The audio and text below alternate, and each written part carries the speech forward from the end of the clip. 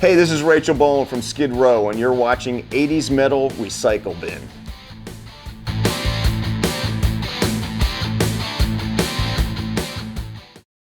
This is Erik Grönwall of Skid Row.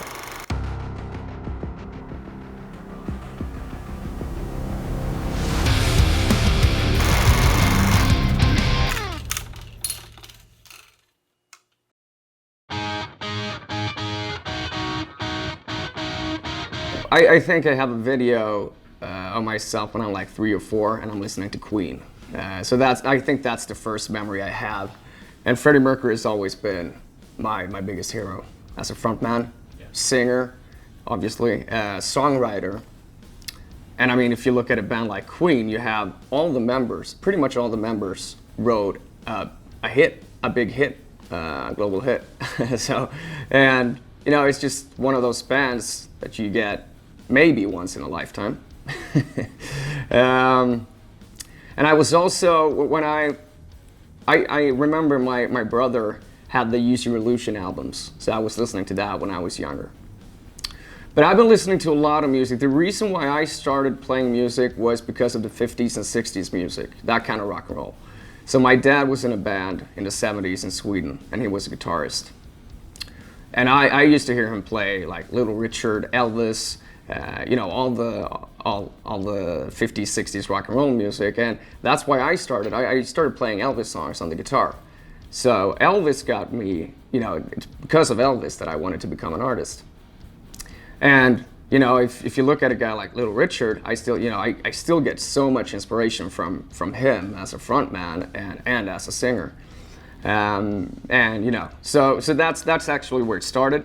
And then in high school, I got into stuff like Pantera, Skid Row, Metallica, you know, all a little bit heavier stuff. So yeah, and that's when I started my first metal band.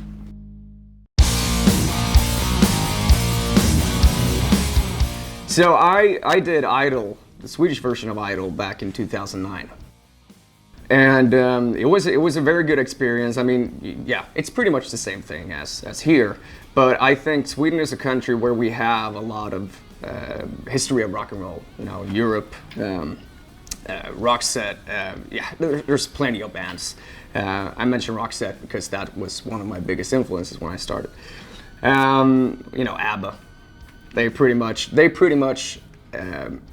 just, you know, coming from a small country, ABBA kind of like led the way and showed all the Swedes that you can come from a very small city, a small country, and still be a big success. So that was a big thing. It's not really metal, but it's really fucking good. But okay, back to Idol, 2009. Great experience. It's a TV show. So you got to remember that a lot of people might think that it's the music industry, but it's really not. It's a TV show. So once the cameras are off, you know, you got to start building your career. So that's the hardest part about that show. You have a name, but you haven't really put out any music. So people don't like you for your music because, you know, for your artistry. They like you because you're famous from television.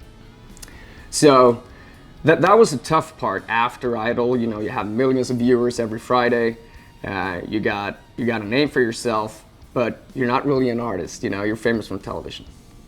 So I had a great experience when I did Idol. I focused on doing rock songs as much as I could because that's what I love. My dream was always to become a rock singer in a band and a front man. So I did that, but after Idol, it was really tough because that's when I had to start building my own career. When you win, you are signed to a label, and it was a major label, Sony Music in Sweden. And they had a bunch of options on a few albums, and I mean, I liked working with them. It was great. I've been on Sony for the majority of my career. But you know, it wasn't really what I wanted to do. And for the first album we put out was just covers from the Idol show. So just all the songs I did there. So that's pretty much the album I was out touring after Idol. You know, I did. So I was just out playing covers, basically. And I did one more album with those guys, and then I got the offer to join H.E.A.T, the band from Sweden that I was in for 12 years. So that was, you know, I was just a solo artist for a very short amount of time, probably a year, not even a year. I had some great songs on. I'm really proud of some songs of the first solo album with my own songs. I had a song written by Joey Tempest of Europe, Nicky Borg of Backer Babies, and Paul Stanley wrote a song called Timeless on that album, and it was just, you know, it was such an honor for me and a great experience. But I would have done it a little bit differently today. Truth be told, there's obviously a lot of money after Idol. You know, you do the tour and you know, you get big advances, and so it was also, you know, I had to make a decision. Should I go solo, and I would probably make a little bit more money, or should I do my dream, become a singer in a rock band? And you know, and he was actually doing really well in Sweden. But you know, it's five guys. It's not just one guy bringing home the money. So yeah. But I just, you know, I had to do the H.E.A.T thing. I knew that was the right move, and we started working on that album in 2010 and put it out in 2012 and started building. Nice. So that's kind of like, I think that when thanks to H.E.A.T, I could actually build my career.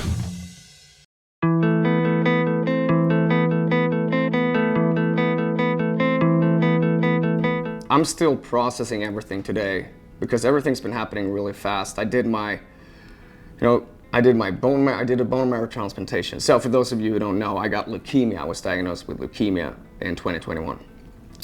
And I was out walking my dog, and I started to feel more and more tired, exhausted. And I was out walking my dog, and I had to sit down after like 5 minutes, and you know, I was going like that. And my wife just told me, just go get a blood test, you know, just to make sure.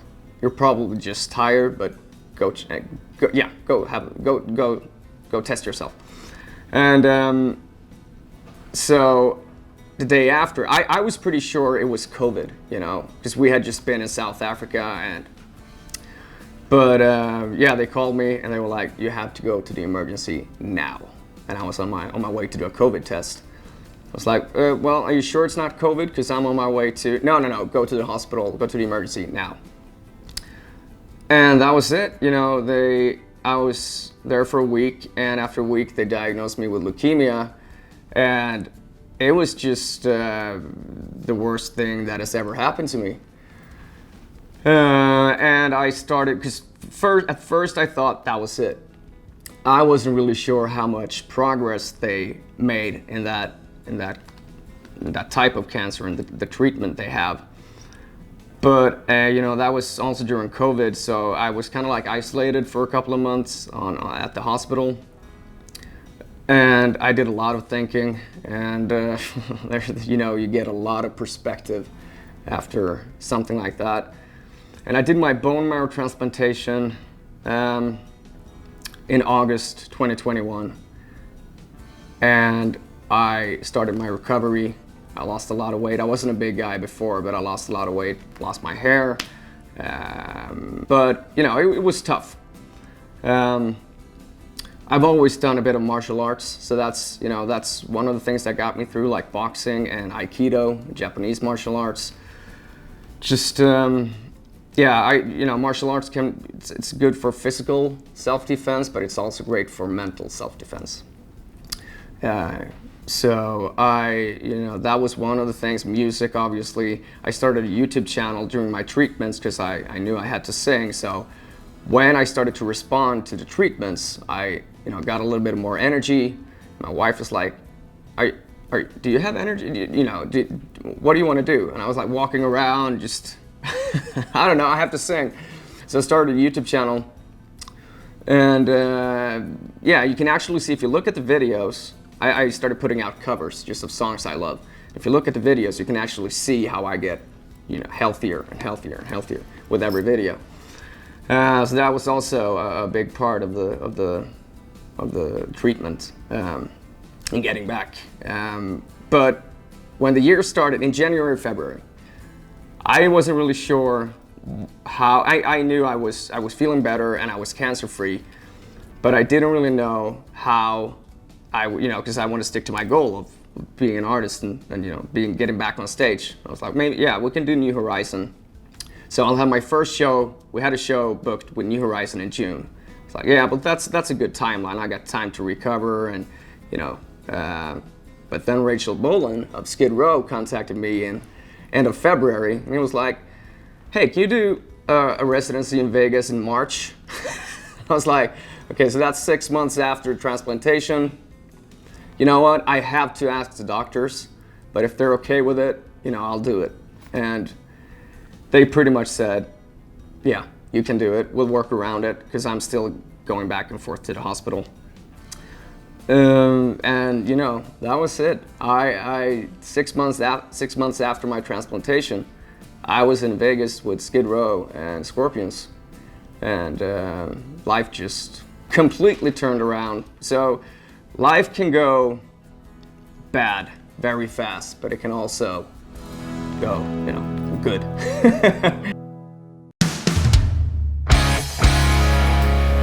I wouldn't call myself a religious man, but I would call myself, after all of this, way more spiritual. I'm like, okay, so who planned this? Because I was on my way, like I told you, I was on my way to a completely different life, but it was kind of like someone just nudged me, And I was scrolling on Instagram a couple of days ago, and I just saw a post, and it was a text saying, I'm sorry I had to make you uncomfortable, but I had to make you move, God. And I was like, oh, fuck, man. That's what it feels like. It feels like, I'm not sure if everything happens for a reason, but that's the only way I can explain this, Getting getting leukemia and then ending up in my favorite band, it's and when I was on stage in Vegas, I was interacting with the audience, and I told them that, do you know how amazing it feels to be here singing the song that started your career? Because 18 and Life was the song I auditioned with for the Idol show.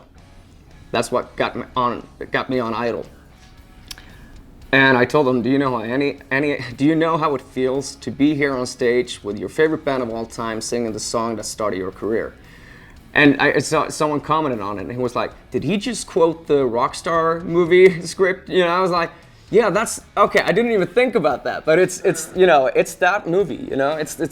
So it's kind of like a movie script, and it's just incredible. I'm still trying to process it. It feels like I've been in the band for 2 years. It's been 4 months. We've done like 30 shows in 4 months. We recorded an album. We started working on a new album. We recorded a music video. Everything has been happening so fast. It's overwhelming in so many ways. And I want to say my wife has been incredible this whole journey, especially during the treatments, because when I was ready to give up, she was like, hey, you're not giving up now.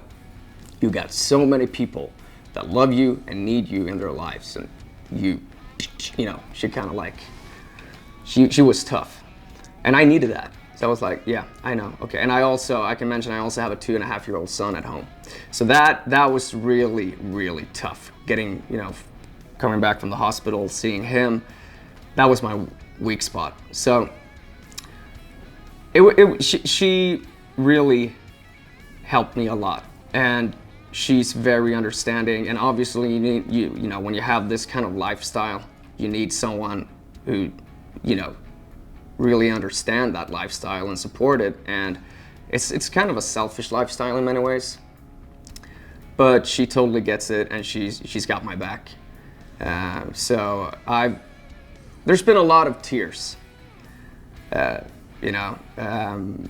I still get emotional now talking about this. I think I'm done with the crying. I think, but it's still, it's still such a somehow I feel grateful that I went through all this, because it gave me a lot of perspective. I'm 34, and I just feel like I've gotten a lot of perspective on things. And, you know, I was being in this business, and, you know, you see a lot of comments, and you got to be tough in many ways. And back in the H.E.A.T days, you know, negative comments could really get to me. Now I'm just like, dude, I don't care. You know, it's, I'm so happy to wake up every day above ground. You know, it's like, shit, I get another day? What am I gonna do with this day? And I just feel that I was happy before Skid Row. I am very happy in Skid Row. Everything is temporary. I will be happy after Skid Row. You know, I'm just happy. I got the perspective that I'm just happy to be alive, and I'm gonna keep singing until this voice can't sing anymore, you know?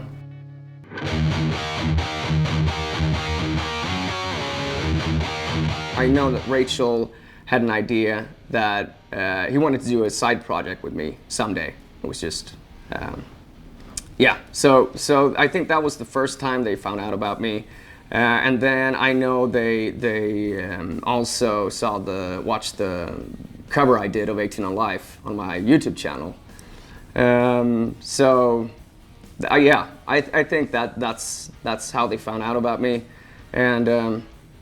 And he contacted me in February, and first it was just, he asked me if I could fill in for a couple of shows. And I told him, yeah, I mean, I just have to ask my doctors. And they said it was fine. But then a couple of weeks later, he sent me a new song called The Gang's All Here. And he asked me if I could record some vocals to it and just give it a try. And I did. In my home studio. I didn't tell him at the time that I had pretty much never recorded myself, but I was like, yeah, of course, I'll fix it. And I ended up doing 80% of the album in my house, and I told him when I got to Vegas, you know, I never recorded myself before. He was like, I'm so fucking glad you didn't tell me. Would have stressed him out. But I sent him the first, the first single, The Gang's All Here, and 2 weeks after that, they asked me if I could get on a Zoom call with him and Snake. And they pretty much just asked me in that meeting if I wanted to join the band. When I heard Gang's All Here the first time, I was like, this is old school Skid Row. I know exactly what I want to do with this song. So they had some vocals on it when they sent it to me. And I mean, all the songs were written, so I'm not going to take any credit for that, but I knew what I wanted to do with it vocally. So I did a few adjustments here and there, but I mean, I feel like I'm so proud of this album. And you know, that was, I didn't mention that, but when after high school and I wanted to become an artist, I started working as a karaoke host. So that was what I did every weekend. I pretty much entertain people and make sure that people get to sing in the right order and they get the right song, and get a few beer bottles in my head, and you know, just that was how I started. And I, you know, when most of the times entertainment started at 8, and I had to start even if there wasn't anyone there. So I had to start singing at 8, and I just kept trying things, you know. It was a great way for me to rehearse, and I did Skid Row songs. And when I listened to the album, you know, it was kind of like going back to those karaoke days when I did Youth Gone Wild, and, you know, I Remember You, and 18 Alive. I was like, this is the Skid Row that I fell in love with. And, you know, I mean, Slave to the Grind, still think that album, top 5 best hard rock metal albums of all time, in my opinion. Top 3 maybe. But it's, you know, it's such a great album. So I just enjoyed the whole process of recording this. We did 2 songs in Vegas when we did the residency, but I pretty much did everything at home, and I had to do a lot of YouTubing and figuring out how to record myself because I didn't have an engineer. But yeah, I'm just really happy with it, and we got the first review a couple of days ago from a UK magazine. I don't remember the name now, but it was a 9 out of 10. And you know, that makes me feel like blows my mind.